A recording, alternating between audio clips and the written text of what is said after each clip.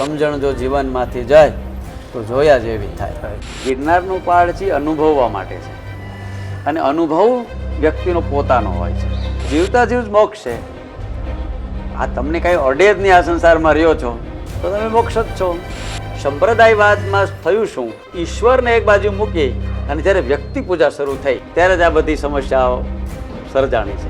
ગોળની ગોદડીમાં બધાય હમાય જાય, પાપ અને પુણ્ય વાળો બધો. જો એને આવડી જાય તો એ ભરી ભીડમાં પણ એકાંત હોય, અને ન પચે તો એકાંતમાં હોય તો એ જુનાગઢની બજારમાં આટા મારતો હોય. કોઈના ઘર બાળી નાખવાય સારું કે ખરાબ? ખરાબ. હનુમાન જાકે લંકા બાળ નાખી, છતાં રિઝલ્ટ સારું જ આવ્યું. ભૌતિક સાહેબી ભોગવવી તો સંન્યાસમાં શું કામ, ઘણી બધી ટિપ્પણીઓ થતી હોય. એક સાધુ છે ને એ અવસ્થાના છે, અને એક સાધુ છે વ્યવસ્થાના છે. ગુરુબિન જ્ઞાન ન ઉપજે અને ગુરુબિન મીટે ને ભેદ, ગુરુબિન સંશય ના ટળે ભલે વાંચો ને ચારેય વેદ. ગિરનારની પાવન ભૂમિમાં હાલ આપણે બેઠા છીએ, અવધૂત આશ્રમ, અને આજે સંતોનું સાનિધ્ય આ ગિરનારની પાવન ભૂમિમાં આપણે માણવાનું છે. ત્યારે હાલ આપણે છીએ મહાદેવગીરી બાપુ પાસે. તો મહાદેવગીરી બાપુના આજે એના સાનિધ્યનો, એની વાણીનો આપણે લાભ માણવાનો છે. તો ખૂબ જ ધન્યતા અનુભવું છું. અને બાપુ ઓમ નમો નારાયણ. ઓમ નમો નારાયણ. બાપુ, ગિરનારની મારી યાત્રાની મને ખૂબ સારી અનુભૂતિ થઈ. એટલે એમ થયું કે તમારા જેવા કોઈ સંતો જો આ ગિરનારના મહત્ત્વ વિશે અને સાથે સાથે આપણા સનાતન ધર્મ અને આપણી હિન્દુ વ્યવસ્થાઓ વિશે, સમાજના વિવિધ પ્રશ્નો વિશે જો આપનું માર્ગદર્શન મળે, આપની વાણીનો લાભ મળે તો સમાજને એક રસ્તો મળતો હોય છે. તો આવા જ કેટલાક પ્રશ્નો કરવાની હું તમારી અનુમતિ માગું છું બાપુ. જી. આપ આપના આશીર્વચન આપી અને આપણે પ્રશ્નોત્તરીની શરૂઆત કરીએ બાપુ. સર્વેત્ર સુખિના સંતુ સર્વે સંતુ નિરામયા, સર્વે ભદ્રાણી પચ્યંતુ મા કચ્છિત ભાગ ભવે. ભગવાન ગિરનારી મહારાજના ચરણમાં પ્રાર્થના સાથે સારા વિશ્વમાં શાંતિ ફેલાય અને સર્વ લોકો સુખ શાંતિ અને સમૃદ્ધિ પ્રાપ્ત થાય એ ભગવાનના ચરણમાં પ્રાર્થના સાથે મારી મતથી ગતિ અને સમજણ પ્રમાણે આપ જે કંઈ પ્રશ્ન પૂછો એ ચોક્કસ જવાબ આપીશું. પ્રેક્ષકોને પણ હું કહીશ, આપણી સાથે જે જોડાયેલા લોકો છે કે જે તમને કંઈ સારું લાગે, સાચું લાગે, અનુકૂળ લાગે એ બધું શાસ્ત્રોથી, સંતોની ક્યાંયથી સાંભળેલું, ક્યાંયથી વાંચેલું, ક્યાંયથી અનુભવેલું છે. જે કંઈ તમને ખરાબ લાગે એ અમારું વ્યક્તિગત છે ને એ તમારે છોડી દેવાની છૂટ છે. ખૂબ ખૂબ આભાર બાપુ. શરૂઆત આપણે જે ભૂમિમાં બેઠા છીએ, ગિરનારની એક અદ્ભુત ભૂમિ અને પ્રાચીન કાળથી આ મહત્ત્વ ધરાવતો અને આપણી સંસ્કૃતિની અંદર, આપણા ધર્મની અંદર જેનું આગવું સ્થાન છે. તો સૌથી પહેલાં બાપુ, ગિરનારની અનુભૂતિ વિશે અને ગિરનારને લઈને અઢળક પ્રશ્નો, સિદ્ધિઓના તપ અને સાધનાઓ અને જે પાવન ભૂમિ છે, થોડી પહેલાં ત્યાંથી બાપુ એના ગિરનારના જે મહત્ત્વની વાત કરશો તો ગમશે બાપુ. ગિરનાર આમ તો જોઈએ તો ભૌગોલિક દૃષ્ટિએ તો આપણને એવું લાગે કે ગિરનાર એક પહાડ છે, ગિરનાર એક પ્રકૃતિનું એક સૌંદર્ય છે, તો ચોક્કસ છે જ.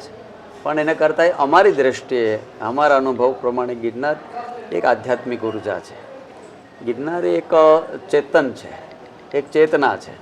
હજારો લાખો વર્ષોથી આ ગિરનાર ભૂમિમાં જે પણ સાધુ સંતોએ તપશ્ચર્યા કરી, સાધના કરી અને પ્રકૃતિની વચ્ચે રહી અને જે કંઈ એને પોતે અનુભવ મેળવ્યા છે, એટલે આખો પહાડ જે છે, આખો ગિરનાર જે છે એ ઉર્જાવાન છે, પવિત્ર તો છે જ, પ્રકૃતિથી ભરપૂર છે.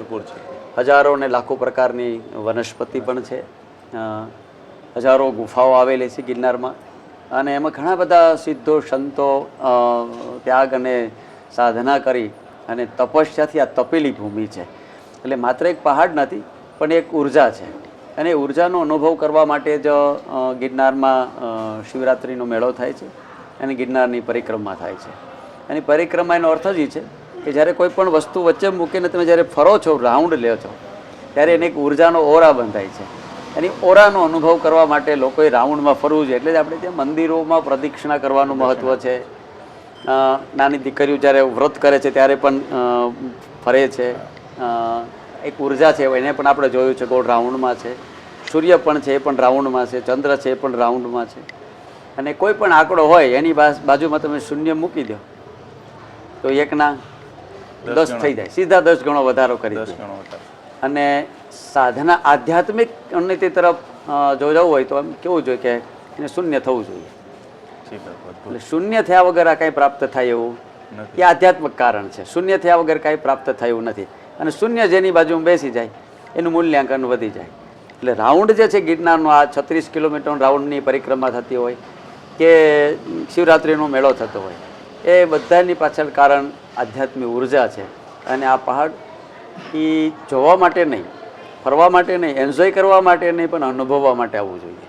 અદ્ભુત બાપુ. ગિરનારનો પહાડ છે અનુભવવા માટે છે. અને અનુભવ વ્યક્તિનો પોતાનો હોય છે. અનુભવ ક્યારે કોઈ ઉછીનો હોતો નથી. બાકી બધું સાંભળેલું હોય. 80% નહીં, આમ તો 90% લોકો અટકળને અનુમાનથી જીવતા હોય. અચ્છા. કાં અટકળ હોય કાં અનુમાન હોય, અને એ બેમાંથી કંઈ સાચું ન હોય. સાચું હોય એનું નામ અનુભવ છે. અને અનુભવથી જીવાઈ જાય એ તમારું પોતાનું પ્રેક્ટિકલ હોય. એટલે અનુભવથી જીવવા માટે ગિરનાર છે. અને એના માટે તમે જંગલમાં વયા જાઓ, કોઈ પણ ગુફામાં વયા જાઓ, ગિરનારના કોઈ પણ પગથિયા જેની શાંતિથી તમે તમારી પાસે બેસી જાઓ તો જ ખબર પડે. સ્વને મળવાનું કેન્દ્ર. એના માટેનું જ કેન્દ્ર છે ગિરનાર. બીજા શેના માટે આવવું જ ન જોઈએ, હું તો એવું માનું છું. જેને પોતાની આધ્યાત્મિક ઉન્નતિ કરવી હોય અને પોતાના સ્વનો અનુભવ કરવો હોય તો એને ચોક્કસ ગિરનાર આવવું જોઈએ. અદ્ભુત બાપુ. પરથી ખસ અને સ્વમાં વસ એવી ગિરનારની અદ્ભુત તમે વાત કરી. વાતચીત દરમિયાન તમે જે આધ્યાત્મ અને ગિરનાર આવ્યા બાદ જે શૂન્ય થઈ જવાની જે વાત કરી, આને રિલેટેડ એક પ્રશ્ન આપણી હિન્દુ વ્યવસ્થામાં છે, આપણા સનાતન ધર્મની અંદર છે કે વારંવાર ચર્ચાતો પ્રશ્ન માણસોના મુખે કે મોક્ષ. ઘણા બધા શાસ્ત્રો અલગ અલગ રીતના લોકો એને મૂલવે છે. શાસ્ત્રની અંદર એના વિશે અદ્ભુત વાતો કહી છે. તો આ મોક્ષ પ્રાપ્તિ મનુષ્યના જીવનનો જે ઉદ્દેશ્ય હોય છે, મોક્ષ પ્રાપ્તિ સુધીની યાત્રા કઈ રીતના આગળ વધી શકે? આમ તો મર્યા પછીનો મોક્ષ એ તો ખાલી આપણે સાંભળેલું છે, અનુભવમાં તો કંઈ આવ્યું નથી. પણ જીવતા જીવ જ મોક્ષ છે. આ તમને કાંઈ અડે જ નહીં, આ સંસારમાં રહ્યો છો તો તમે મોક્ષ જ છો. તમને કાંઈ અડતું જ નથી તો તમે બંધનથી નથી. કોઈ એવું લખ્યું છે, મન એવા મનુષ્યાણામ કર્મ બંધન મોક્ષ કારણાત. મનો જ માણસના બંધન અને મોક્ષનું કારણ છે. મનથી માની લો બધું મારું છે તો બંધાયેલા જ છો.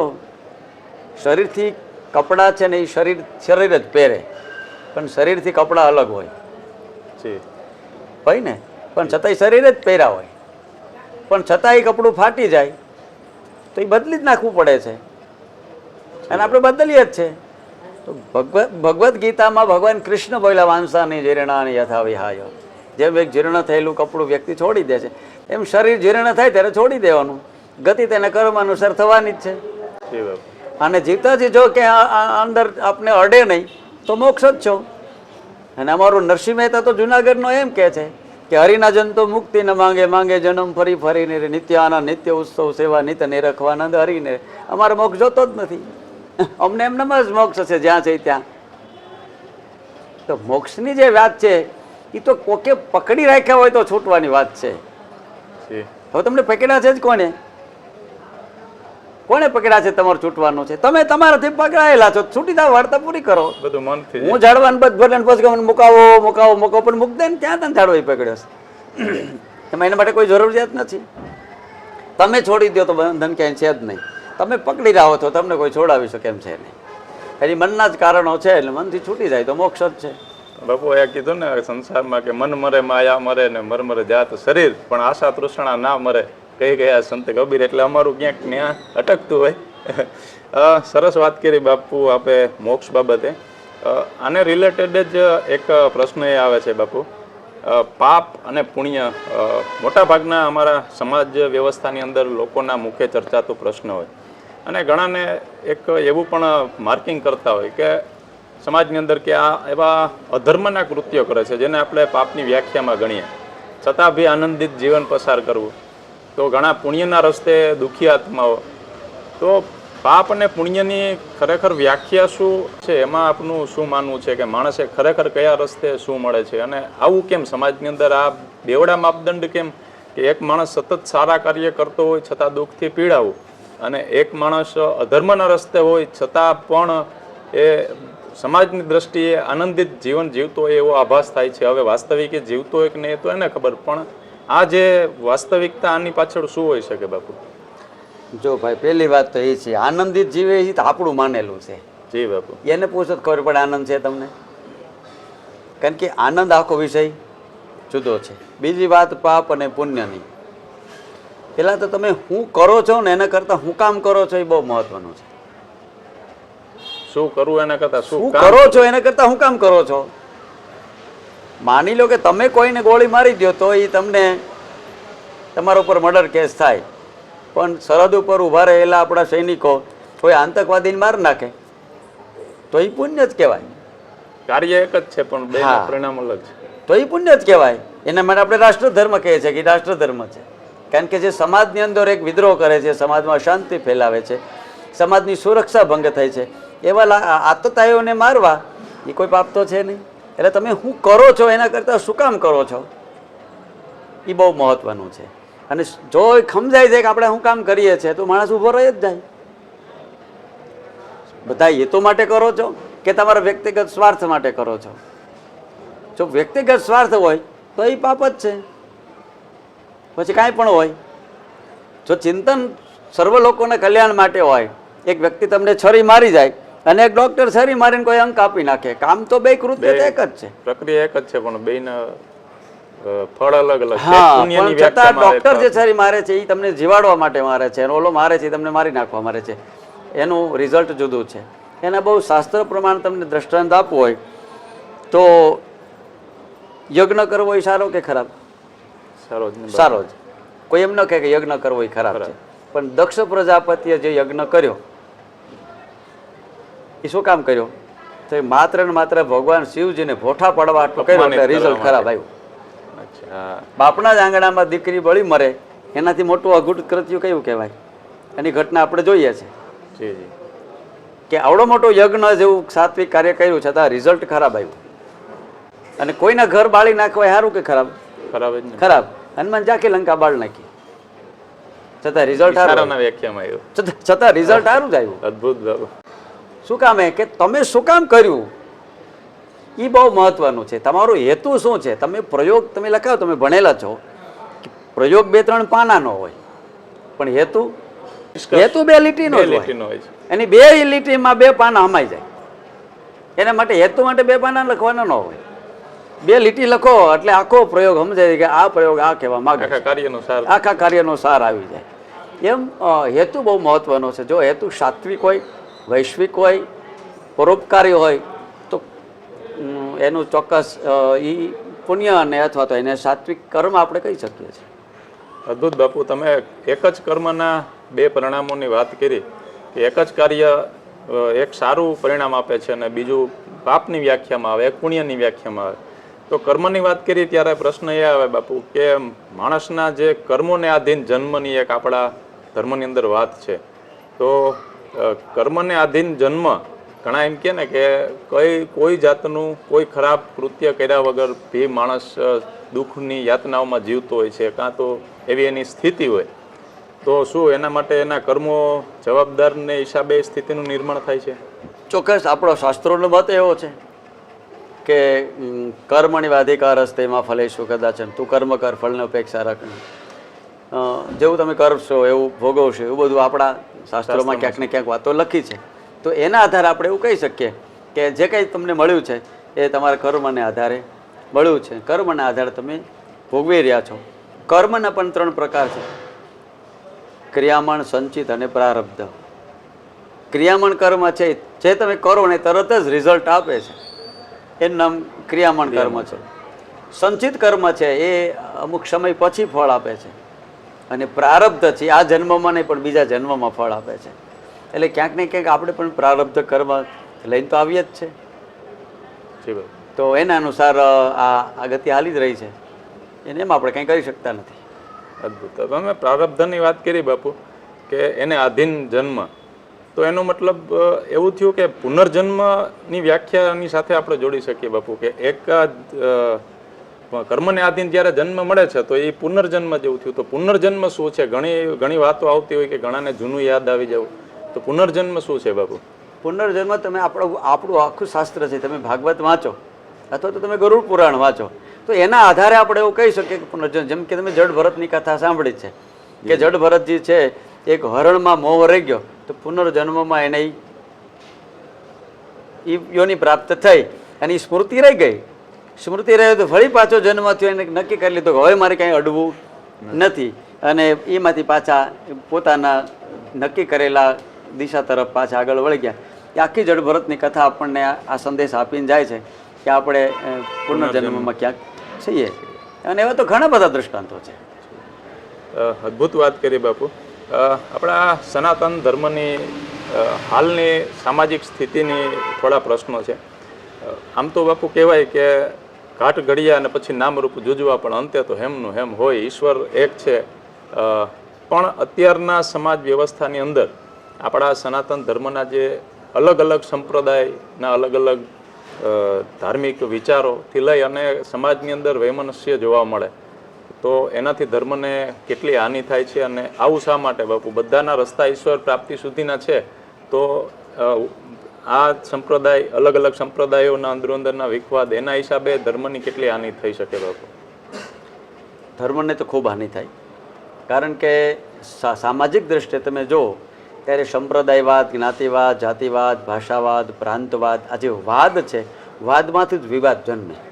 વાદ નથી તો વિવાદ જ નથી. અને જ્યાં વાદ અને વિવાદ હોય એ પતન તરફ લઈ જાય, એ કોઈ દી ઉત્કૃષ્ટ તરફ લઈ જતા નથી. ઉધર્વ ગતિ તરફ લઈ ન જાય તો ધગોતીમાં જ લઈ જાય. સંપ્રદાયવાદમાં થયું શું કે ઈશ્વરને એક બાજુ મૂકી અને જ્યારે વ્યક્તિ પૂજા શરૂ થઈ ત્યારે જ આ બધી સમસ્યાઓ સર્જાણી છે. કોઈ પણ સંપ્રદાય જે છે એ વાતો જ્યારે કરે છે ત્યારે તો 4 વેદ ઉપનિષદ અને આપણા ગ્રંથો આધારિત જ એને કરવી પડે છે. પછી લેબલ એને પોતાનું ભલે મારી દે જે તે સંપ્રદાયના હોય. જેવી રીતે પેલા મોટી નદીઓમાં આપણે ત્યાં શાકભાજીના વાડા થતા, દેશી કાઠિયાવાડી ભાષામાં કેવું હોય તો, અને વાડામાં બધાએ પોતાની ઈચ્છા અનુસાર શાકભાજી વાવે. પાણી ક્યાંથી લઈ આવવાનું? પાણી તો એ નદીનું જ હોય. પણ જેને જેનો વાડો કર્યો હોય માની લેતા કે આ વાડો મારો હોય. પછી કોઈના વાડામાં તરબૂચ હોય ને કોઈના વાડામાં ચીભડા હોય, કોઈના વાડામાં ટેટી હોય તો કોઈના વાડામાં બીજું કાંઈક હોય. એ પાણી કોનું? બધું એક જ જગ્યાએ. પાણી બધું નદીનું છે. પછી હોના વાડામાં વાવીને અને પોતાનું લેબલ મારી દીધું. એવી રીતે શાસ્ત્રમાંથી જ વાતો લીધી, પછી એમાં પોતાની કાંઈ ભેળસેળ મરી મસાલા ભેળવી અને લોકોની સામે મૂકી દે. એટલે લોકોને ગમે છે આવું, કેમ કે એની પાસે એટલું બધું જ્ઞાન નથી અથવા તો એની પાસે એટલો બધો અનુભવ નથી. એટલે એ વાતો કહી લે. પણ મૂળભૂત જ્યારે તમે વાત જોવા જાઓ તો એ આપણા શાસ્ત્રોમાંથી ક્યાંક ને ક્યાંક લીધેલી છે. સમસ્યા ત્યારથી કે આનાથી લોકો, હું માનું ધારું ત્યાં સુધી અત્યારે 30,000થી વધારે સંપ્રદાયો ભારતમાં કાર્યરત છે. 30,000થી વધારે. એટલે સનાતનના 30,000 ટુકડા કરી નાખ્યા. અને બધા સંપ્રદાયવાળા એમ કહે છે કે અમારા ભગવાન છે એ જ સાચા. એ જે ભગવાનને જેની ઉપાસના કરતા હોય ને એ જે સિદ્ધાંતને માનો અમારો જ સિદ્ધાંત સાચો. અને આનાથી લોકોમાં એક ગુમરાહ થયો. અને ગુમરાહ થવાને કારણે લોકો ઘણી વખત સાચા રસ્તેથી ભટકી ગયા અથવા તો નાસ્તિક પણ થયા. એટલે સામાજિક દ્રષ્ટિએ જોઈએ તો આનાથી ઘણું બધું નુકસાન છે. અદ્ભુત બાપુ. તમે જે આપણે ધર્મને જે વાત કરી એમાં અત્યારની સામાજિક વ્યવસ્થાની અંદર જેમ આ ધર્મની અંદર જેમ વિભાજન થયું ને ઉચ્ચ નીચ આવ્યું કે આ સંપ્રદાય મોટો આ નાનો, એવી જ રીતના સમાજ વ્યવસ્થામાં પણ આજે એક પ્રશ્ન એ જોવા મળે છે કે માણસ શું ખરેખર જો આપણા ધર્મ કર્મને આધીન વર્ણમાં છે કે જન્મને આધીન વર્ણમાં છે? એ ધર્મ શું કહે છે? અત્યારે જન્મને આધીન વ્યવસ્થા છે, જન્મને આધીન વર્ણ વ્યવસ્થા અત્યારે સાંપ્રત સમયમાં છે. અને એક માણસ બીજા માણસથી જન્મથી ઉચ્ચ નીચ હોવું જોઈએ કે કર્મથી હોવું જોઈએ? શાસ્ત્ર અને આપણો ધર્મ શું કહે છે? શાસ્ત્રમાં તો એમ કહે છે જન્મને જાય તે શુદ્ર. જન્મથી બધા શુદ્ર છે. કર્મ અને આધીન માણસ જ્યારે કર્મ કરશે તો જ એની ઉન્નતિ થશે અને એ સારો ગણાશે. તો ઉચ્ચ કુળમાં જ જન્મેલો છે રાવણ, છતાં એને રાક્ષસ આખી દુનિયાએ સ્વીકાર્યો. અને આખા શાસ્ત્રોમાં એનું વર્ણન જે થયું એનું ચિત્ર તમે જોવો તો એવું જ આપ્યું. તો જન્મ ને જાય તે શુદ્ર, જન્મથી તો બધા શુદ્ર છે. પણ જ્યારે કર્મ એ સારું કરે છે તો કર્મથી જ વ્યક્તિ, કારણ કે આપણે કર્મ પ્રધાનને માનીએ છીએ, તો કર્મ પ્રધાનને માનનારો દેશ છે તો કર્મથી વ્યક્તિ મહાન બની શકશે. તો કર્મ ઉપર જ ખરેખર તો મહાન બની શકાતું હોય છે. પછી જે તે વખતે જે કાળે જે નક્કી થયું છે તો આપણને ખબર નથી. આપણે વર્તમાન કાળમાં જીવે છે એટલે આપણે એટલી ખબર પડે છે ચોક્કસ કે કર્મને આધીન જ આ બધું છે અને કર્મ પ્રમાણે જ આ બધું હાલી રહ્યું છે. તો જાતિ જે છે એ જન્મી તો જાય માણસ, તો જન્મવાથી શું થયું? જન્મી ગયા એટલે હું પણ એનાથી એને કંઈ કરવું જ નથી. તો જન્મી જવાથી જો થઈ જવાતું હોય એની સાથેની કર્મ પણ કરવું જ પડે છે. એટલે કર્મ બહુ મહત્વનું છે. કર્મ બાપુ બહુ સરસ વાત કરી કે કર્મને આધીન વ્યવસ્થા હોવી જોઈએ, નહીં કે માત્ર જન્મને આધીન કોઈ મહાન કે કોઈ જન્મને આધીન નીચ. એ વ્યવસ્થા આપણા શાસ્ત્ર એવું નથી કહેતા. મનુસ્મૃતિની અંદર જે તમે વાત કરી એ રીતના કે કર્મને આધીન આપણી વર્ણ વ્યવસ્થા છે. અદ્ભુત બાપુ આપે ખૂબ જ સરસ મજાના જવાબો આપ્યા. છેલ્લે સાંપ્રત સમયની ચર્ચા કરી લઈએ કે સમાજના વિવિધ પ્રશ્નો હોય, માણસ જ્યારે મૂંઝવણ અનુભવે ત્યારે જ્ઞાન માટે એક ભગવા પાસે મોટી અપેક્ષા હોય છે કે અહીંથી ગુરુ પાસેથી કંઈ જ્ઞાન મળે. હવે અત્યારના સમયમાં માહોલ જે અત્યારે સોશિયલ મીડિયાનો છે, વારંવાર કોઈ એવા આપ જોતા હશો બાપુ કે સમાજને જે શ્રદ્ધા છે ને હાનિ પહોંચે એવા કૃત્યો ક્યારેક ભગવાધારી સંત ક્યારેય એવું ન કરી શકે, પણ એના વેશની અંદર જે અમુક જે ગુનાહીન પ્રવૃત્તિઓને આમાં આવી જાય છે તો સમાજને ભ્રમણાઓ થાય છે કે અમે ભગવા પાસેથી એટલી આશા રાખીએ તો આમાં જે આવી રીતના હાલે છે બાપુ, તો એને બંધ કરાવી શકાય, એની ઉપર કંટ્રોલ રાખી શકાય, એના માટે આપના સૂચનો શું હોઈ શકે બાપુ? જો સર્વથી ક્યારેક આ કોઈ બંધ કરી શકતું નથી, કારણ કે આવડો મોટો સમાજ છે. બીજી વાત છે ભગવાનની આપણી શ્રદ્ધાથી જોડાયેલા છે, પણ એની અંદર જ્યારે સીતાજીનું હરણ કરવાની વાત આવી ને ત્યારે વેશ તો આ જ લેવો પડ્યો હતો. અને એક કહેવત પણ છે અમારામાં કે ગુરુની ગોદડીમાં બધાય હમાઈ જાય. ગુરુની ગોદડીમાં બધાય હમાઈ જાય, પાપ અને પુણ્યવાળો બધો. એટલે તમે એક બે ખોટા સિક્કા લઈને કોઈ દુકાને જાઓ ને તો એ ન હાલે સાહેબ, પણ 98 સાચા હોય ને બે ખોટા નાખી દો એટલે વયા જાય ભેળા. એટલે સાચા ભેગા ખોટા હાલી જાય, નથી હાલી જતા એવું નથી. અચ્છા, હા એ હાલી જાય છે અને હાલે છે અત્યારે, પણ સાચા જ હોય છે ને ખોટા હોય. એ તો અહીં સમયાંતરે જ્યારે પરિસ્થિતિને સામે આવી જાય ત્યારે આપણે જોઈએ જ છે કે શું ઘટનાને શું રિઝલ્ટ આવે છે. ત્યારે લોકોએ પણ અમુક બાબતોમાં સાવધાન તો રહેવું જ જોઈએ, કારણ કે બધી જગ્યાએ સીધે કોઈ પણ જગ્યાએ આપણે દોટ મૂકી દેતા હોય તો ધૈર્ય કંથા થોડી ધીરજ રાખી અને ધીરજથી પહેલાં જોઈએ, અનુભવીએ, ચિંતન કરીએ, મનન કરીએ અને પછી આગળ વધીએ તો ચોક્કસ. બાકી આવડો મોટો જ્યારે સમાજ છે તો સમાજમાં સારા અને નરસા એ માણસો રહેવાના છે. જેનામાં ઘણી બધી ખામી છે એમાં એકાદી ખૂબી પણ હોય છે, અને ઘણી બધી ખૂબીઓ હોય એમાં એકાદી ખામી તો હોય જ. અને ખામી અને ખૂબીથી ભરેલો છે એમ નામ સમાજ છે અને એ રહેવાનો છે. અદ્ભુત વાત કરી બાપુ આપણે જે કંઈ અત્યારના જે પ્રશ્નો સમાજના એ બાબતની, એની ઉપરથી એક બીજી વાત ઉપર આપણે જઈએ કે આપણા શાસ્ત્રની અંદર અધ્યાત્મની જે વાત આવે છે તો આપ અત્યારે હાલ સંન્યાસ જીવનમાં છો.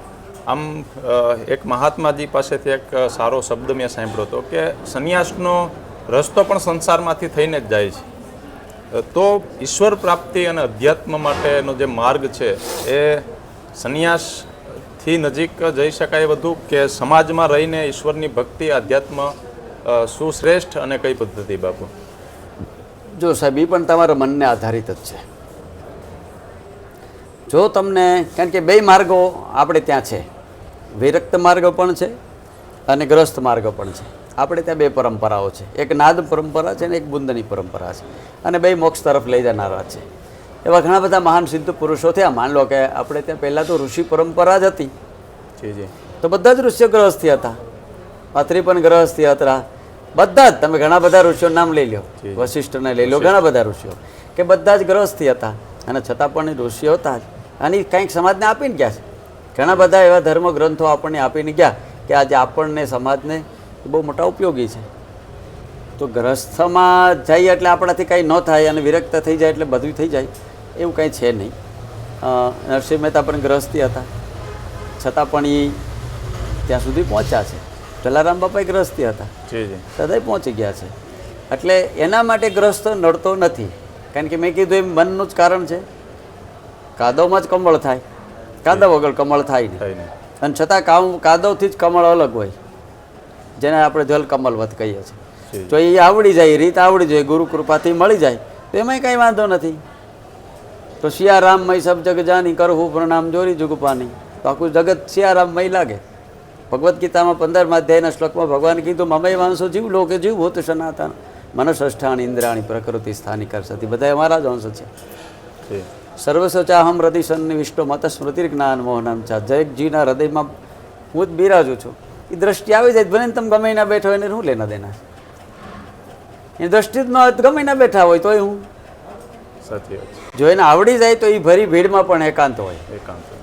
અને ન પચે તો એકાંતમાં હોય તો એ જુનાગઢની બજારમાં આટા મારતા હોય. શરીર ભલે ને ગમે ને ગુફામાં ઘોરીને બેઠું હોય, જી. મન તો ગમે ત્યાં જઈ શકે છે. એટલે વાત તો મનની છે. મનથી જો તમે રહી શકતા હો તો તમે જ્યાં રહ્યો ત્યાં રેડી. અદ્ભુત બાપુ, ઘણા બધા સવાલોના આપે જવાબ આપ્યા. ખૂબ સાંભળવાની મને આનંદ આવ્યો અને બધા પ્રેક્ષકો પણ એનો લાવો લેશે. અંતિમ ચરણમાં એકાદ સમાજની અંદર જે સાંપ્રત સમાજના પ્રશ્નોને એકાદ પ્રશ્ન લઈ લઈ બાપુ. માફ કરશો, પ્રશ્ન મારો નથી, પણ અમે જ્યારે સમાજમાં હોઈએ ત્યારે લોકોના ચર્ચામાં સાંભળતા હોય તો ક્યારેક કોઈ પ્રશ્ન કરતા હોય. હવે પ્રશ્ન કરવાવાળા બે આપણા જ ધર્મના છે જે ભગવા ઉપર એક ટિપ્પણીઓ કરે છે. ઘણી વખત એવું સાંભળવા મળતું, એવા સ્ટેટમેન્ટો આવતા હોય કે બાપુ છે તો બાપુને આશ્રમોની શું જરૂર છે ને સુવિધાઓની શું જરૂર છે ને ભૌતિક સાહેબી ભોગવવી તો સંન્યાસમાં શું કામ ને ઘણી બધી ટિપ્પણીઓ થતી હોય. તો આ લોકોને બાપુ તમે શું જવાબ આપશો? જો સાધુમાં પણ બાહ્ય રીતે બે પ્રકાર છે. એક સાધુ છે ને એ અવસ્થાના છે અને એક સાધુ છે વ્યવસ્થાના છે. એટલે અવસ્થાના જે સાધુ છે એ એની જગ્યાએ બેઠા જ છે, એ આનંદ લે છે, પણ વ્યવસ્થામાં જે છે એને તો વ્યવસ્થા કરવી જ ને. માની લો હું એક વ્યવસ્થાનો સાધુ છું, તો અત્યારે ગિરનારની પરિક્રમા ચાલી રહી છે, તો લોકો આવે એને રોટલા ખવડાવી વ્યવસ્થાનો જ ભાગ છે. તો મારે મોબાઈલ જોશે, મારે ત્યાંથી સામાન લાવવા માટે ગાડી જોવે, લોકોને આશરો આપવો છે તો આશ્રમ જોવે, આશ્રમ હશે તો બધા લોકો આવશે, એના માટે પૈસા જોવે, પૈસા જોવે તો એના માટે ભક્તો જોવે. એ વ્યવસ્થા છે. અને વ્યવસ્થામાં જ્યારે રહે છે ત્યારે બધી જરૂરિયાતો છે. અને ભગવાન પણ કૃષ્ણે બોલ્યા છે દેશ કાળ અને પરિસ્થિતિને આધીન દરેક વ્યક્તિએ જીવન જીવવું જોઈએ. દેશકાળ ને પરિસ્થિતિની આધીન તમે ન જીવો તમે ચાલી શકતા જ નથી. ચોમાસું હાલતું હોય તો રેન્જકોટ ને છત્રી જોઈએ જ, અને શિયાળો હોય તો તમારે સ્વેટર જોઈએ, અને ઉનાળામાં છે કપડાં જોઈએ. એક વ્યવસ્થાનો ભાગ છે સાહેબ. પછી તમે ઉનાળામાં એ રેન્જકોટ પહેરીને રખડો તો ન આરા લાગો, એ બદલવું જોઈએ. તો એમાં વાંધો શું છે? કુદરતે બધું બદલે છે ને, સંસાર પરિવર્તનશીલ છે, તો પરિવર્તન તો સંસારનો નિયમ છે. તો એ વ્યવસ્થા બદલી છે, કુદરત નથી બદલ્યો, વ્યવસ્થા બદલી છે. અને વ્યવસ્થા બદલાય છે ત્યારે એની સાથે સાથે બધું બદલાય. જ્યારે અવસ્થામાં પહોંચેલા જે છે એક સ્ટેજ, જે કોઈ એમ કે હું કામ ભણવું જોઈએ, પણ એ નોકરી હાટું ભણવું જોઈએ, પણ નોકરી મળ્યા પછી એ ભણવાનું ન હોય, પૂરું થઈ ગયું. પણ નોકરી મેળવવા માટે તો ભણવું પડે, અને ભણાઈ ગયું નોકરી મળી ગઈ પછી કંઈ ભણવાનું છે નહીં. એમ વ્યવસ્થા કરતાં કરતાં અવસ્થાએ પહોંચવાનું છે, અને અવસ્થાએ પહોંચી જાય એટલા બધું કોણ થઈ જાય. અદ્ભુત બાપુ જવાબ કે વ્યવસ્થા, અને આ વ્યવસ્થા બી સમાજ માટે જ, સમાજમાંથી આવે છે ને સમાજમાં જાય છે. અને ખૂબ સરસ વાત કરીને મેં અનુભવ્યું છે આ ગિરનાર યાત્રા છેલ્લા 6-7 દિવસથી, કે અહીં અસંખ્ય આશ્રમો ધમધમે છે જ્યાં અવિરત રસોડાઓ ચાલુ હોય, અને દરરોજ હજારો માણસો અહીં નિઃશુલ્ક જમે છે. તો એ જ સમાજમાંથી આવ્યું અને એ જ સમાજના લોકો પાસે ગયું છે. તો બાપુ અદ્ભુત જવાબો આપ્યા, આપના સાનિધ્યમાં ખૂબ મજા આવી. ઉપર ઘણા બધા હું ચિત્રો જોઈ રહ્યો છું, એની અંદર એક બ્રહ્માંડના આયુષ્ય 100 વર્ષ, બ્રહ્માંડ વર્ષ. તો છેલ્લે આપ આ બ્રહ્માંડ, આપણા સનાતન તો અનંત છે, સૃષ્ટિ સનાતન છે, અને આપણે જે બધા ભગવાનોને માનીએ છીએ બધા પ્રકૃતિની સાથે છે, ને એ જ રીતના બધા ચિત્રો ઉપર જોઈ રહ્યો છો કે બધા જ દેવી દેવતાઓ પાસે કોઈને કોઈ પ્રાણી છે, કાં કોઈ પક્ષી છે, અને કાં કોઈ વૃક્ષ છે. તો સનાતનને મિટાવવા માટે, સનાતનને હાનિ પહોંચાડવા માટે અન્ય વ્યવસ્થાઓ જે આક્રમણો કરે છે વર્ષોથી, તો આ બધી બાબતો ઉપર થોડો પ્રકાશ પાડશો બાપુ? તો ગમશે? આપણે તો અનાદિકાળથી બધાને પ્રેમ કરીએ છીએ. મેં હમણાં તમને કીધું મમય વાંસો જીવ લો કે બધાને આપણે ઈશ્વરનો અંશ ગણીએ છીએ કે બધા સિયારામ બધું ભગવાનનું સ્વરૂપ છે. પછી પ્રાણી હોય, વૃક્ષ હોય, કોઈ પણ હોય. કેટલા બધા મહાપુરુષો જે માર્ગે ગયા એમાંથી એક માર્ગ એને પકડી લીધો. ક્યાંક પશુઓની સેવા છે, ક્યાંક પક્ષીઓની છે, ક્યાંક વૃક્ષોની છે. તો આપણે પ્રકૃતિના ઉપાસક રહ્યા છીએ. પ્રકૃતિ આપણી દેન છે. પ્રકૃતિ પરમાત્માનું સ્વરૂપ આપણે સમજીએ છીએ. એટલે આપણે ત્યાં તુલસીની પૂજા છે. આપણે તુલસીને વૃક્ષ કહેતા નથી, આપણે ગાયને પ્રાણી કહેતા નથી, આપણે ગંગાજળને પાણી કહેતા નથી. આપણે એક પથ્થરને શાલિગ્રામની શિલાને પણ ભગવાન માનીએ છીએ. આ હિન્દુઇઝમની વૈશ્વિક દ્રષ્ટિ છે. એટલે આપણા માટે તો આખું બધું ઈશ્વર જ છે. એટલે તો આપણે સમયની સાથે સાથે દરેક વૃક્ષોની પૂજા છે. અહીં તો નદીઓની પણ પરિક્રમા છે, અહીં તો પહાડની પણ પરિક્રમા છે, અહીંયા તો તુલસીપત્ર મોઢામાં મૂકે તો એ મોક્ષ તરફ જાય એવો એક ભાવ છે. અહીંયા તો ગંગાજળને પણ આંખે અડાડીને પીવાય છે. એટલે આ તો વૈશ્વિક કાર્ય લઈને નીકળેલી એક પરંપરા છે. તો એમાં તો લોકોએ જે કહેવું કે પણ આપણે તો બધાને પોતાના સમજીએ છીએ અને એનો જ આનંદ છે. આપણે વસુદૈવ કુટુંબકમ એટલે તો સર્વેત્ર સુખીના સંતુ એમ બોલાય. બધા જ સુખી. સર્વેત્ર સુખીના સંતુ સર્વે સંતુ નિરામયા સર્વે ભદ્રાણી પચ્યંતુ માગ કચિત દુઃખ ભાગ ભવે. અહીંયા કોઈ દુઃખી થાય જ નહીં. શું કામે તો કાંઈ બધા સાંભળવા માટે છે. એટલે કીધું ઓમ ભદ્રમ કરણે ભીષ્ણુ આમ દેવ. અમારા કાન જ મોટા, તમે બધા સાંભળીએ. અહીં કોઈનું ન સાંભળો એવું છે જ નહીં. બધાને સાંભળો. એટલે બધાને સાંભળવાની, બધાને જીવવાની, બધાને રહેવાનું, બધાનો અધિકાર છે. અને એ સનાતનનો ની જ દ્રષ્ટિ એવી છે કે બધા એમાં ઈશ્વર દર્શન કરે છે. એટલે અહીં કોઈ લઘુ છે નહીં, કોઈ નાનો જ નથી. અહીં તો બધા ઈશ્વરના દર્શન છે. ખૂબ અદ્ભુત બાપુ, તમારી વાણીનો આજે જે લાવો મળ્યો છે એ ધન્યતા અનુભવીએ છીએ. ફરી આપને મળતા રહીશું. આજે તમે જે બધા જ પ્રશ્નના અને માર્મિક વાતો સમાજને સમજાવી છે, આશા રાખું કે સમાજને એનાથી ખૂબ ફાયદો થશે. અને ફરી મળીશું ત્યારે આવી આધ્યાત્મિકતાની ચર્ચાઓનો લાભ આપશ્રી પાસેથી લેશું. અંતિમમાં બાપુ આપ આશીર્વચન બધા મિત્રોને આપી દો. આશીર્વાદ ભગવાન ગિરનારી મહારાજના ચરણોમાં આપણે એ પ્રાર્થના કરીએ ગિરનારમાં કે લોકો ખૂબ શાંતિથી તો જીવે જ, પણ સાથે સાથે સમજણથી જીવે. કોઈ મહાપુરુષે એવું ગાયું છે કે સમજણ જો જીવનમાંથી જાય તો જોયા જેવી થાય. અટાણે અમે જોઈશું વર્તમાન કાળમાં જે થઈ છે એ જોયા જેવી છે. અને જોયા જેવી એટલે થઈ છે કે ક્યાંક ને ક્યાંક સમજણનો અભાવ છે. સમજણથી જીવતા થઈ જાય તો સાચી રીત એને ખ્યાલ આવી જાય. અને સાચી રીત થઈ જાય તો સાચું તો બધાને ગમે. કારણ કે સત્યમ પરમ ધીમહિ, સત્ય જ ઈશ્વર તરફ લઈ જનારું છે. પણ એના માટે સમજણ ક્યાંક બહુ મહત્ત્વની છે. એટલે સમજણથી જીવાઈ જાય તો ભલે થોડું જીવો તો પણ ઘણું બધું જીવી જાય છે. અને સમજણ વગરનું જીવી ગયા તો ગમે એટલું જીવે તો કાંઈ નથી. શાસ્ત્રો તો કે છે તત હકીમ તત હકીમ તત હકીમ. તેનાથી શું થયું? ઘણું બધું જીવી ગયા નથી. ઘણા બધા મહાપુરુષો અલ્પ આયુષમાં ઘણું મોટું કામ કરીને ગયા છે.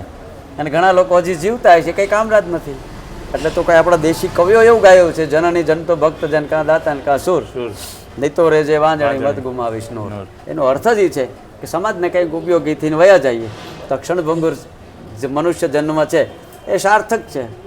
બાકી તો આવ્યા ગયા આવાગમન તો ચાલુ જ રહેવાનું છે. પુનરપી જનનમ પુનરપી મરણમ પુનરપી જનની જઠરે શયનમ ઈ સંસારી ખલુ દુસ્તારી ભજ ગોવિંદમ ભજ ગોવિંદમ ગોવિંદમ ભજ મૂઢ મતે હરિઓમ. જય ગિરનાર. ખૂબ આભાર બાપુ. તો અવધૂત આશ્રમમાં જે મહંત પૂજ્ય મહાદેવગીરી બાપુના સાનિધ્યમાં જે સત્સંગનો લાભ મળ્યો, ખૂબ આભાર બાપુ. ઓમ નમો નારાયણ.